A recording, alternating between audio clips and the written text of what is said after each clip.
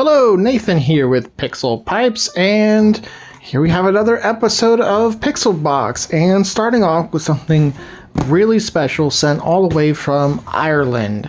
I'm not going to explain anything more, I'm just going to get it open and go from there.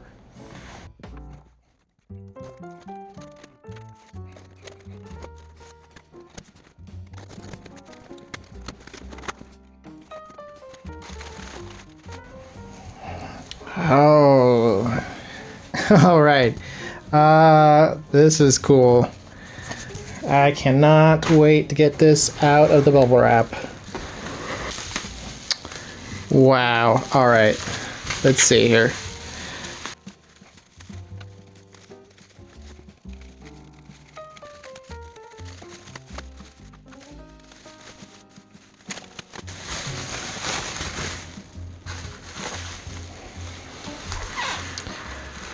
Holy crap.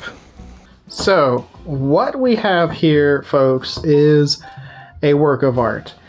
Now, I'm going to go right ahead and let you guys know that this is, I mean, it's not a completely empty box, but it is essentially just a box that, of course, represents what would have been the retail packaging for the famous Voodoo 5 6000, notoriously canceled right before it was supposed to be released in 2000.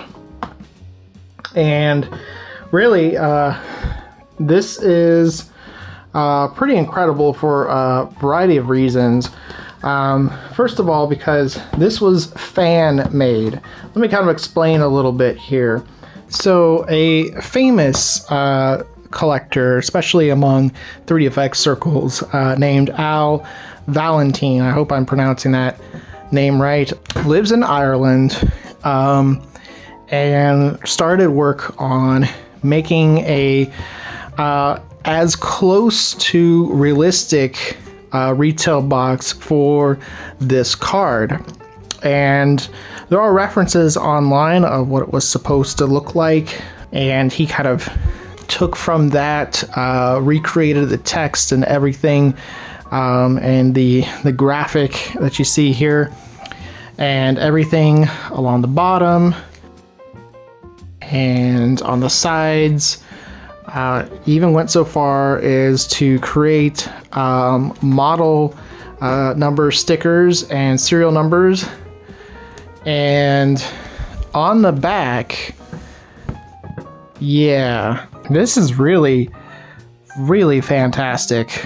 There is some little things inside, little extras and things that he included in here, but it's so beautifully shrink wrapped. I almost feel like I don't want to take it apart.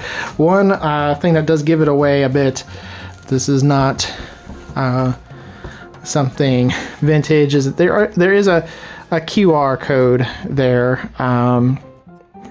So there is that. But this is really, really something. Here you can see on the side panel here, it has all the specifications: quad 3DFX VSA 100 AGP bus, 128 megabyte graphics memory, 166 megahertz core, which was what it was supposed to come at. Complete feature set: 2, 4, and 8 sample real-time full scene hardware anti-aliasing, which would have been a unique feature of the Voodoo 5 6000, as the 5500 could only go up to 4 samples. And yeah, just everything, really, the choice of font, the clarity of the print, everything is just absolutely exquisite. You can see here even a list of the supported resolutions, but this is a work of passion for sure. Now, as much as it pains me a little bit to take the seal off, I really need to in order to really show what comes with this. So here it goes.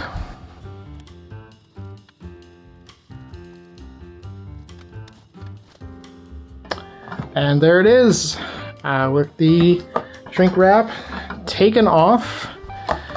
So Al did send this to me as a sample. Let's take a look on the inside here.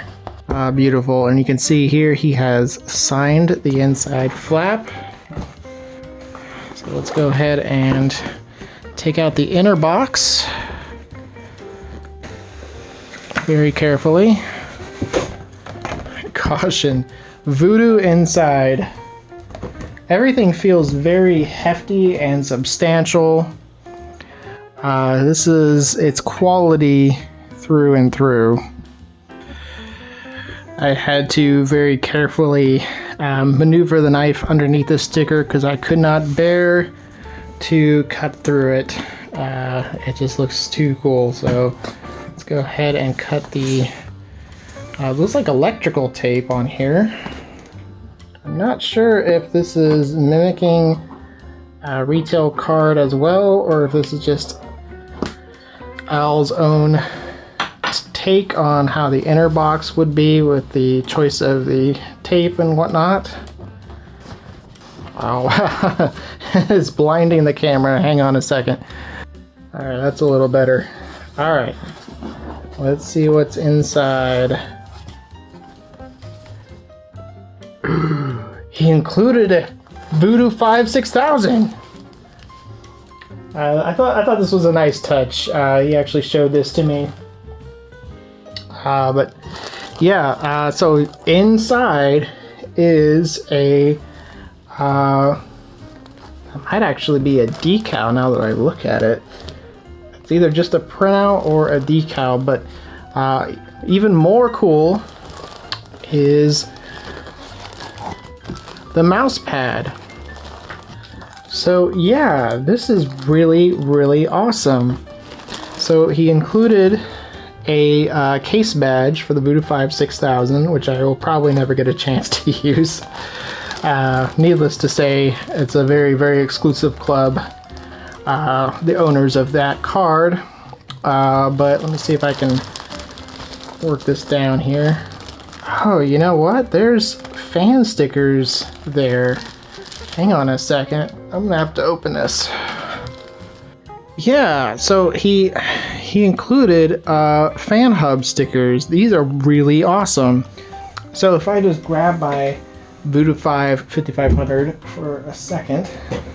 So yeah, there were actually some cards that you could find with these stickers instead of just the generic Avid fan hub stickers that came on a lot of these cards.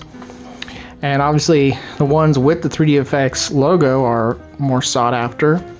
But of course there's 4 of them, you know, just in case a Voodoo 6000 were to land on my lap. But let's go back to this mouse pad here, because this is just fantastic. A 3DFX fantastic. Sorry about that. Yeah, that's some really good printing quality on that. So this is undoubtedly the perfect companion to any retro system, especially one featuring a 3DFX card. As good as my mouse pad from the PixelPipes store, which you could find in the link below. Either one, brilliant choice for any retro build.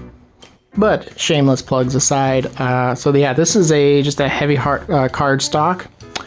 Oh, and the back, thank you for supporting me. Voodoo 6000 AGP. This is a limited edition project by a 3DFX fan for 3DFX fans. I hope you enjoy this collectible box.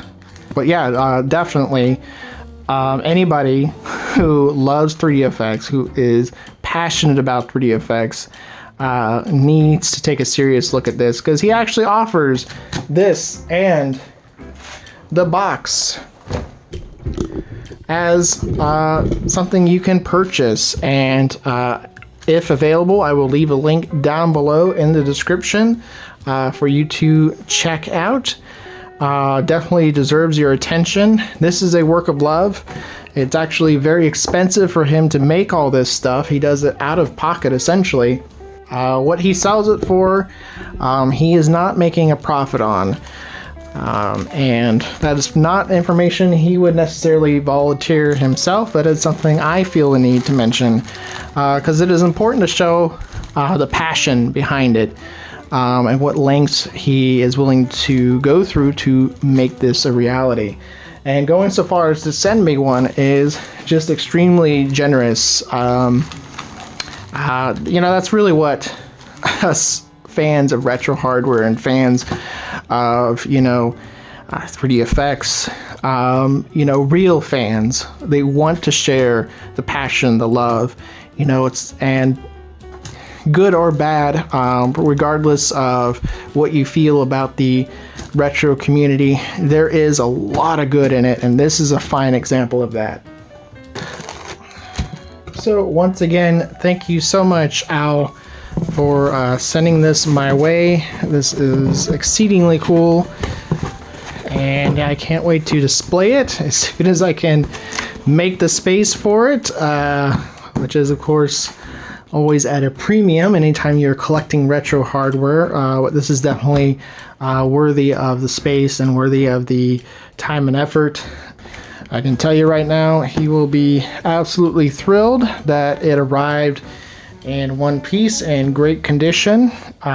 He's had so many difficulties, as he has told me, with shipping. So yeah, at least this one is nice and safe in the home of a collector. But anyway, let's move on to the next package. All right, so this time we got a big old box, and this one is actually a parts lot. And you may remember, if you've kept up with the PixelBOX series, that time I got this big scrap box full of junk, and unboxed it on camera, and that was a lot of fun, and I haven't done anything like that since until today. And these are cool, but it's always a huge gamble, of course, but I didn't pay that much. It was only $30 for this whole box, plus 20 for shipping, which is kind of similar to, pretty close actually, to the price I paid for the one previously that I did. And I will say up front, this has mostly network cards in it, but I was able to see what's inside, and there's potentially a lot of really good stuff in here if it works. But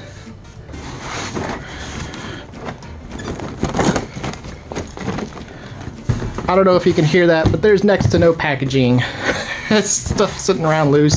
I can hear stuff like rolling around down at the bottom and stuff. So yeah, probably caps knocked loose and whatnot. There is at least one potentially really good thing in here. So let's go ahead and get started. Alright, went ahead and changed angles here so I can work a little easier on this thing. Got my assistant Mikey standing by, of course. And yeah, I'm really excited and quite a bit uneasy about opening this up, but let's just get right into it. Okay, well, there wasn't no packaging, but I could tell he probably just did the outside and put everything in the center. And yeah. So let's just kind of go through each thing one at a time. There's a couple networking cards. I'm mostly just gonna blow through the networking cards. If you love networking, I apologize, but these are all a dime a dozen. Although there's a couple ISO ones in here, so. We got an Intel cooler, just the fan part.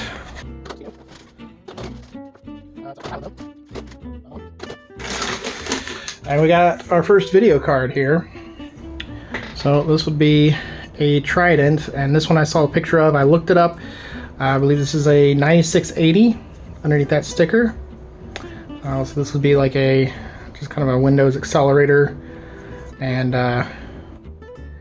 looks okay. Doesn't look horribly mangled, but yeah, that'd be good for, I don't know, troubleshooting DOS, perhaps. We got another graphics card. This one is a Trio 3D 2X. So this would be kind of a late edition Verge. And kind of rebranded them. As far as I know, they kind of rebranded them to Trio 3D. The Verge series went on for a long time and has a lot of different versions, so I'm not going to claim to be an expert on every single one. In fact, I only had one S3 card before this, which was a Savage 4 Pro, so and I just got that one, so this is literally the second S3 card that I have unboxed for my collection.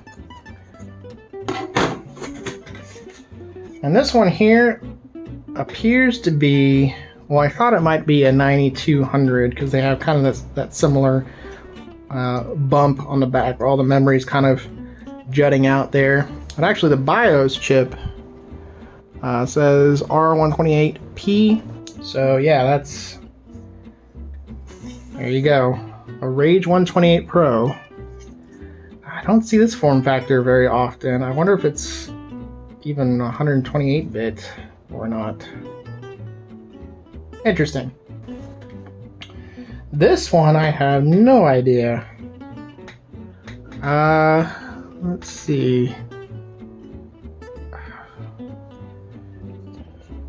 VGA CT79.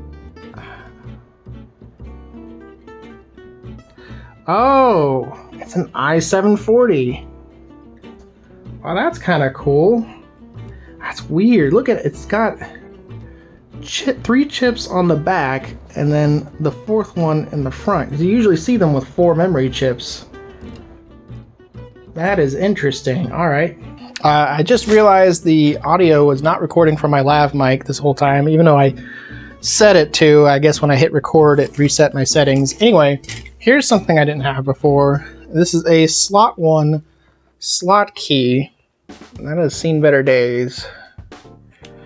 But it doesn't look irreparable. It just looks like I may need to bend some pins there. So honestly, not bad. This thing, it's dusty.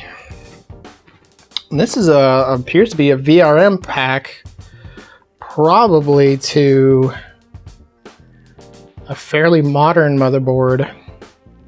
So I know some MSI boards and I think a Gigabyte board or two. There's just a handful of boards that would have something like a VRM module that would plug in on the side. This may not even be a consumer part. It could even be something to a workstation or a server.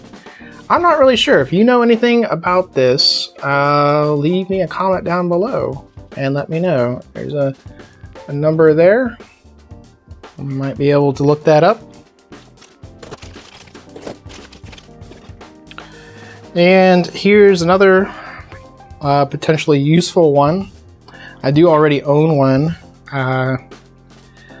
This actually looks like it's in pretty good condition. You can see there's very little wear on that VGA connector. It was used, but kept in fairly good shape. This would be another Rage 128 Pro. This one is 32 megs. Good card from ATI for the time. Well, it seems like pretty much everything that could go wrong did go wrong with the recording of this unboxing. Because with the previous footage, my camera timed out and only has a 10-minute window for recording, which I had forgotten. And when I went back with this clip to re-record some of the stuff that I had unboxed, there's no audio. So I'm going to be recording a voiceover for the remainder of this portion, unfortunately in retrospect, so it's not going to have any of my real reactions. But this one I just pulled out is a Riva TNT, which is a card I already had. Pretty decent example of one. Also a fairly stock and boring example of one, so not really much to say about it. This one here is an S3 Trio 64 V2. So pretty good DOS card on the PCI bus for doing things in 2D. Another one where, again, I didn't have a lot of S3 cards, so pretty nifty to have. And this one here is easily the most modern card in the box. It is a NVIDIA DirectX 10 era card in the 8000 series. Obviously very low end. And at the time of recording, I didn't know exactly the model of the card, but I will find out eventually once I go and test it. And then immediately after that, just to show an example of a networking card that I thought was kind of interesting. I mean, this one seemed to be pretty robust at 3 different types of networking connections on there. So, I don't know. Some people might be interested in that. Not something I would likely use. And then we had an interesting card from ATI, a variant of a Rage 128, I believe. This would be a Rage Mobility card, or at least the chip on the card, which was kind of interesting to me. Has SG RAM on there, and even says SG RAM on the chips themselves. So again, not one I had, and might be kind of interesting to see what it's all about when it's tested.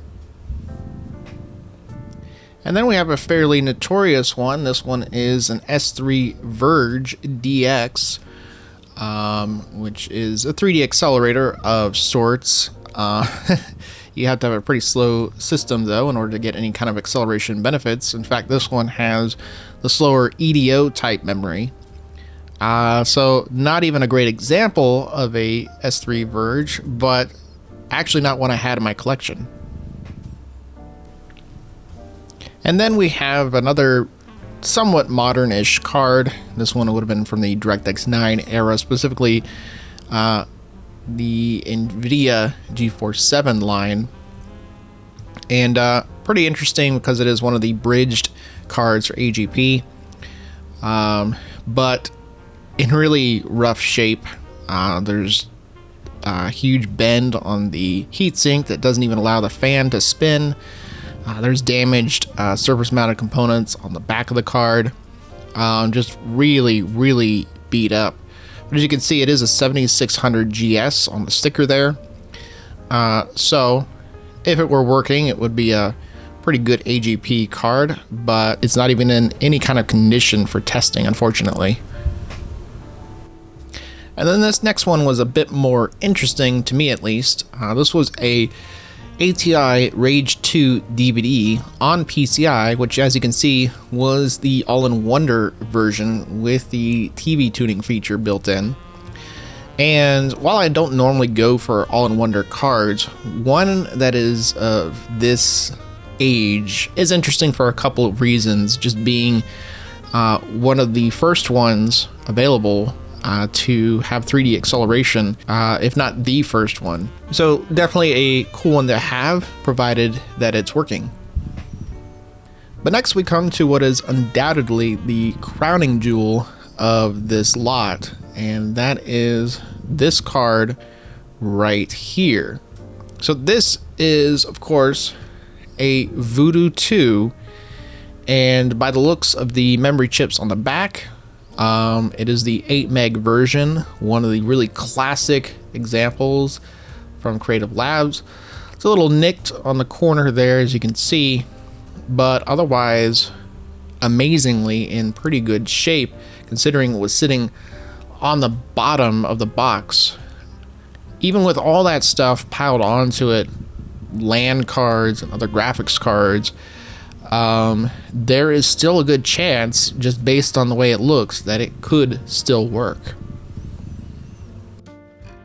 Alright, got the 98 system out here, and I did go ahead and give the Voodoo 2 a bit of a cleaning with some rubbing alcohol and some contact cleaners, kind of sprayed it down and brushed it. I did notice, I looked over it closely and I only saw a couple of little capacitors here that were knocked off, but they don't, I mean, they're in a spot where there isn't even a memory chip. Everything else looks like it's pretty much there. Yeah, we're just gonna go ahead and put it in and go for it.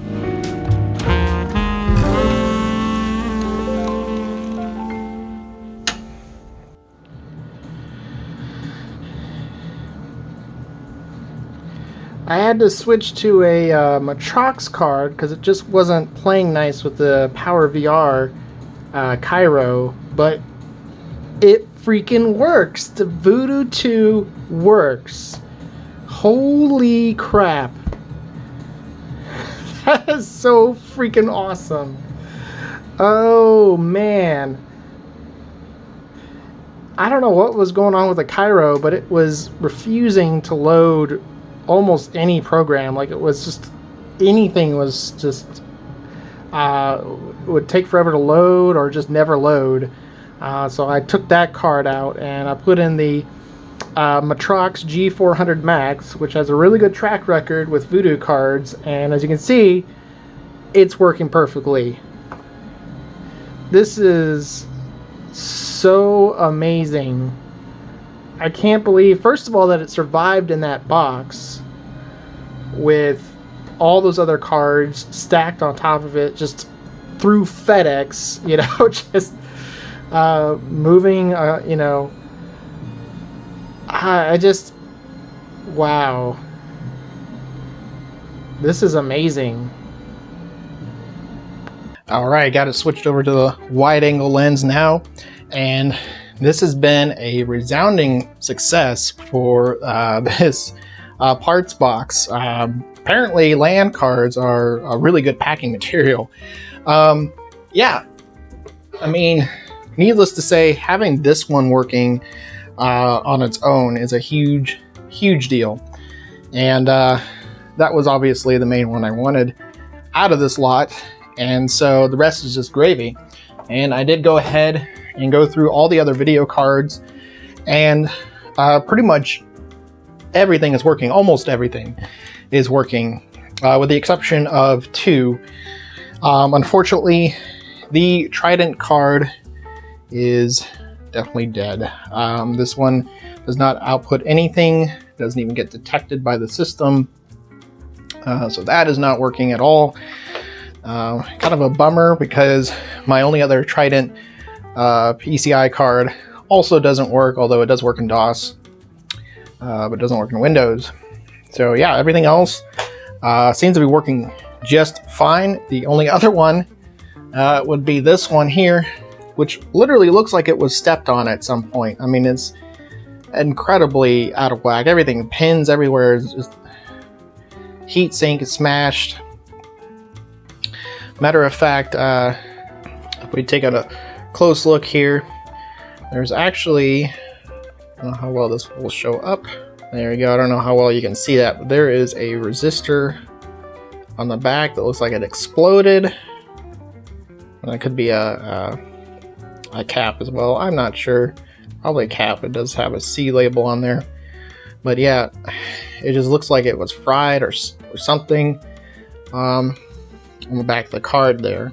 And just the fins on here, like, it would take Hulk strength to try to bend that back into shape. I've tried a little bit, and it just, that is really stuck in that position.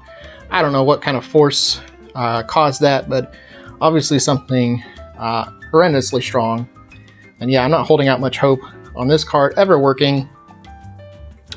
And you know what, honestly, that's fine. The only other weird one was this one over here. This is actually a 8300 GS. So most people probably know about the 8400 GS, but I didn't even know this one existed. But when I installed it, yeah, it was recognized as an 8300 GS.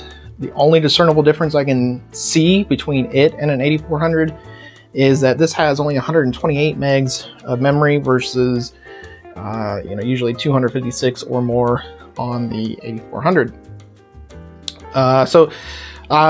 In order to get this one to work, it's in pretty good condition, but you can tell there was some trauma to it because when I ran this card, this chip in particular right here, or it could have been the one directly underneath it, has some kind of connection issue.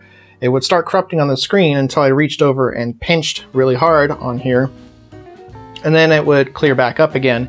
And so I eventually just stuck a clamp on it, which you can see here, and that got it working pretty well. I did a full suite of benchmarks, but it only works like that. So pretty simple reflow job if I ever wanted to do that. But I'll be honest, I'm not sure why.